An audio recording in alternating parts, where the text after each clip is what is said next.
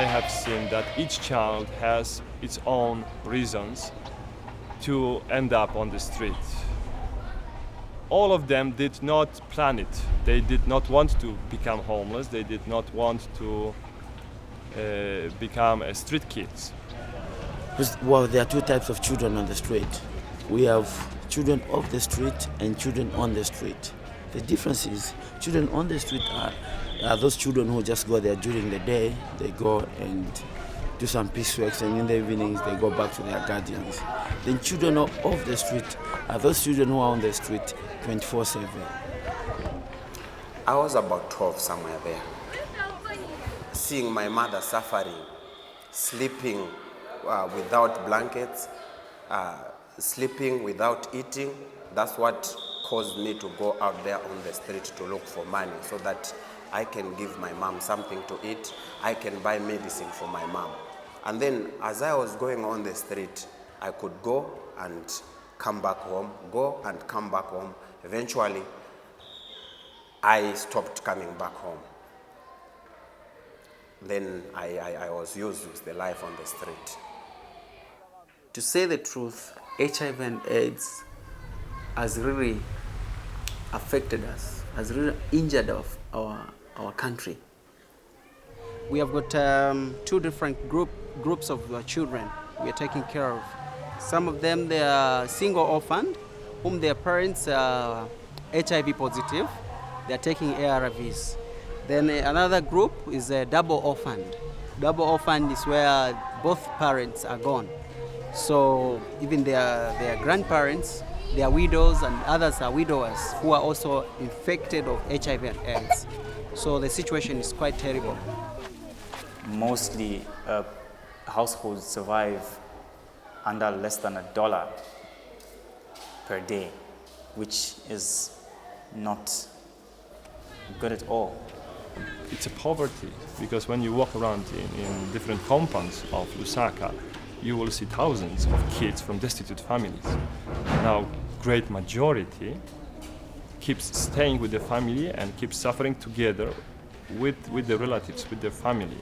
Meaning they feel comfortable there, they feel secure, they feel cared for, and they bear together this burden of poverty.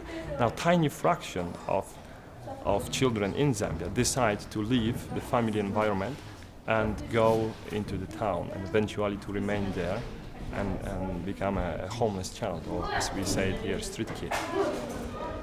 It's not easy and it's not funny. There are a lot of bad things which happen on the street. So at night you have to sleep like animals, no blankets. I can imagine the situation right now. There's water everywhere, dirty water, a lot of mosquitoes. Because right now it's the rain season, so it's one of the hardest times on the street. But it's tough out there. It's tough. But those kids that are really destitute are, they can be really difficult because they're so tender. I mean, because many times it's just a new death, and they get so frightened. Like, I could leave. One boy, when he came, I would walk out the gate, and he would stand at the gate for 8 hours waiting for me to come home. He would still be there when I came back, because so many people had left and abandoned him. As I see, is not good for the poor people. Is the big gap between poorest people and the richest. And here, in the place like Zambia, where people are dying of different diseases like HIV, TB especially, we have big number of these people, orphans, children, the vulnerable children, widows. And I think this is still actual, and we cannot be blinded on this. We cannot close our eyes on this when we see these problems around us here daily. Many times people are coming home asking for the help because of these reasons. Yeah, in 1 month, if we tested about 150 people, we would have 30 testing positive. On average, we have about 10 people each day coming for VCT, and The number is 50-50 between women and men. So we would say over the time, because of the coming in of ARVs, there is some improvement in terms of health. But for the rural areas, the problem is still much because they have to go to district hospitals time and again to get medication. So more or less, we don't see much of the improvement in that sense. We go to their homes, the caregivers, they visit various homes where we see that this is a poor home, and then they interview the parents or the guardians, and after that we make a decision to say, I think this child can come to Luminary for help. Because we feel for them and we want them at least to know how to read and write, and the food that we give them at lunch is to help them to come to school, because most of them, they go to bed on an empty stomach. So when we tell them to come to school and we tell them to say, we are going to provide lunch for you, then they will come. Because if we don't give them food, then their guardians are going to send them to go and sell vegetables, which means they will miss school.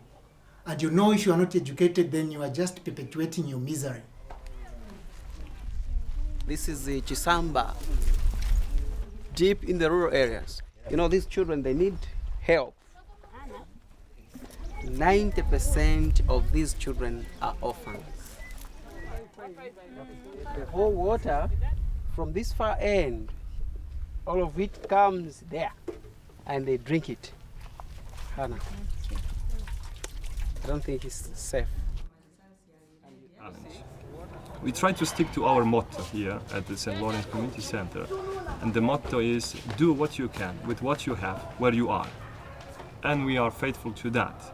If we have no money, we do what we can. It does not cost anything to go to town and to be with guys when they are there, to acknowledge a human person, to show by the relationship that no, I care for you. It hurts me that you are in that situation, and I will do my best to help you, to acknowledge a person. I mean, I love being a part of something that is good. I mean, children that are supposed to be dead are alive. I mean, honestly, I can sit and say, that boy, he's alive because of what we did. And, you know, I'm a mother. I'm a mother of hundreds of children. I'm a grandmother. Nothing's ever going to change that now, no matter where I live or what I do or how I do it. And who wouldn't want that? And it's a great thing to be a part of.